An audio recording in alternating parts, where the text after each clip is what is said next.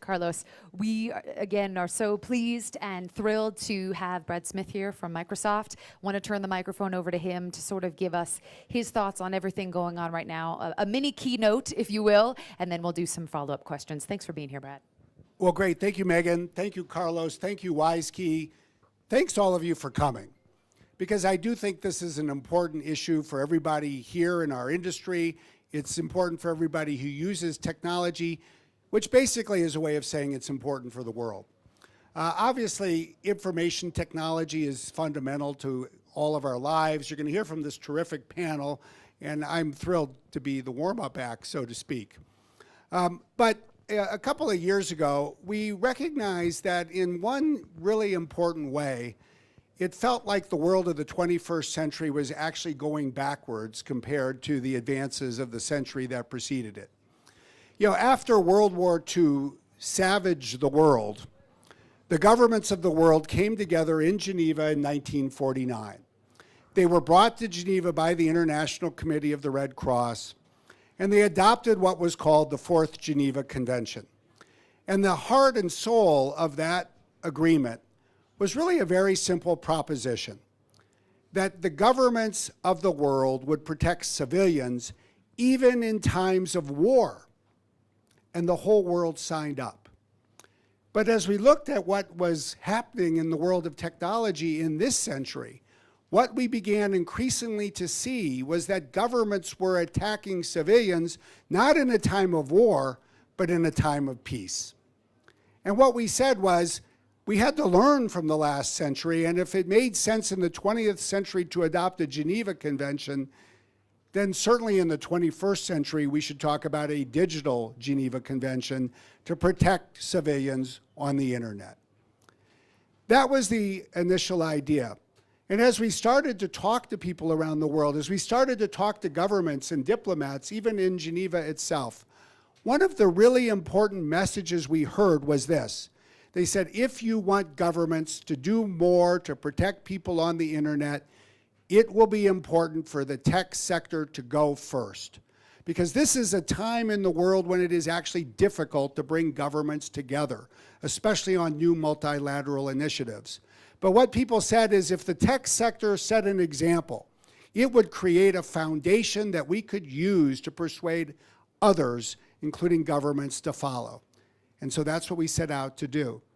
And so it was last year at RSA in San Francisco in the spring, thanks to WISeKey, Cisco, many others, that we launched what is called the Tech Accord or Tech Sector Accord. And when we went about it, we said, you know, gee, we've got to get at least 20 companies together or this will be embarrassing. So we set a goal. We said we wouldn't launch this unless 20 companies signed up, and we had 34 the day it launched.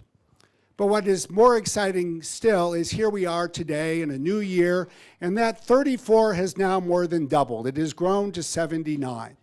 And it has grown to pull in companies from literally around the world. And these are companies that have not signed up to some sort of vacuous proposition. There are four important principles embodied in this accord. The first is that we recognize that we have a responsibility to protect customers everywhere from cybersecurity attacks. Second, that we won't assist governments anywhere in attacking innocent civilians and enterprises or civilian infrastructure.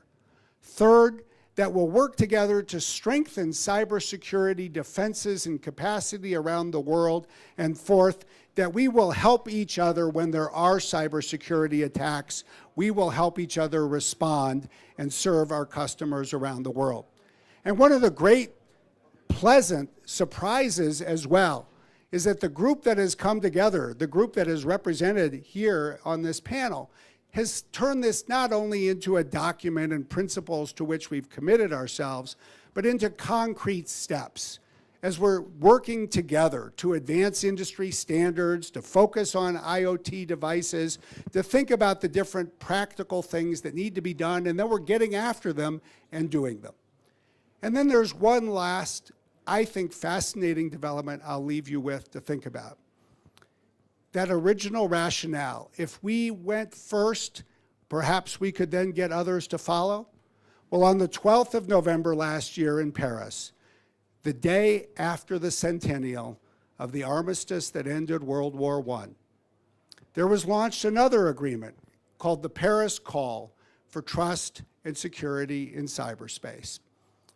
It commits people to work together to protect against indiscriminate cyber attacks like the world witnessed in the WannaCry attack or the NotPetya attack. It calls on people to work together to protect our fundamental democratic and electoral processes. But what we were able to do in the Paris call was move beyond something for one industry or the private sector alone and launch what I think the world needs, especially on an issue like this, a genuine multi-stakeholder initiative. It is a declaration that has now been signed by more than 60 governments, by every one of the 28 EU member states, by 27 of the 29 NATO members, by Canada, South Korea, Japan, Singapore, Australia, New Zealand, and others. It is also now something that has been signed by 350 companies, by 150 civil society and NGO groups from around the world. So we're gaining momentum, and it is momentum that gives us the opportunity to keep building in 2019 as we did in 2018. And you're going to hear more about the issues that we need to address, but I think more than that, the progress that we all have the opportunity to pursue together. So thank you very much. Thank you, Brad. Just a couple questions and then we'll engage the panel. You have shared that technology is the first responder in terms of everything that's going on with cyber attacks and the public being wary and not feeling like they can trust technology. Talk about that, and you've shared what is being provided. What do you in turn need from the citizen? Because we're all in this together. Well, it's a great point, and I think it really raises two thoughts. First, as cyberspace has become, unfortunately, the new battlefield, the way it started out on land and then sea and then air, it has created a very interesting dynamic. Because when things go wrong in cyberspace, first machines attack machines, but it is real people, it is real companies, it is real governments that suffer. And it is tech companies that are the first responders. We actually are the first on the scene, and we stay till our customers are back in business operating the way they need to. And when you meet people now who are in the cybersecurity profession or in the IT field, it's really added a very important new element to the work that we all need to do. It's fascinating because if you look at what happened in WannaCry, 1/3 of the hospitals in the United Kingdom stopped operating. Or if you look at what happened in NotPetya, there were people in Ukraine that could not withdraw money from ATMs because ATMs stopped working. Then they could not buy groceries with their credit cards because credit cards stopped working. And if they wanted to find out what was happening on the news, they couldn't tune into the news because the computers that fueled the news telecast stopped working. And so it really shows the vital role that all of us play in the world today. But I think to answer your second question, it is fundamentally not a responsibility that we shoulder alone. Cybersecurity has really become a shared responsibility. It's one where I think tech companies always have the first responsibility, but let's face it, if we deploy new advances and our customers then don't implement them, or if individual consumers don't install patches, we have a big problem. And so a big part of what we're needing to do with the Tech Accord and with everything else is evangelize and educate people in the customer base and, frankly, in the consuming public around the world. So it makes this even more one of the really defining issues for technology in our time. I have one more question, and then we'll bring in the panel. A big topic at Davos is including everyone in the fourth industrial revolution, and I thought Davos did such a great job with the co-chairs in really including people from all over the globe, including a refugee from Africa, and his perspective of wanting to be included in all this. And I just want to say thank you. Microsoft announced that they are pledging $500 million to help with affordable housing and homelessness in Seattle. You are including folks by doing that. And what encouragement would you give to others to keep that priority at the top of companies to give back in that way? Well, I would just say briefly, as we think about the broader economic impact of technology, it is contributing to many of the fissures that we see in societies around the world. And it does call on us to ask, what more can we or the public or governments do to first ensure that everyone has access to technology? That often starts with broadband, which I would say is really the electricity of the 21st century.